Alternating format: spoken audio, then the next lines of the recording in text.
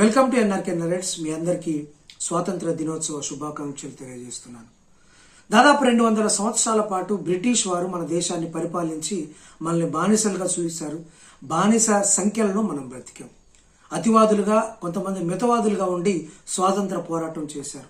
హింసా సిద్ధాంతాల్లో అంటే పంటికి పన్ను కంటికి కన్ను అనే సిద్ధాంతాల్లో కొంతమంది అతివాదులు ప్రయత్నం చేశారు, కానీ వారు విఫలమయ్యారు.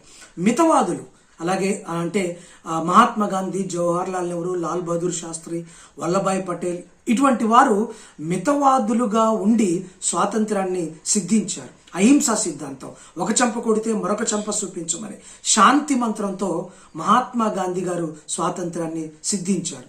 ఈ సిద్ధాంతం యేసు ప్రభు వారి నుంచి ప్రేరణగా తీసుకున్నారు మహాత్మా గాంధీ.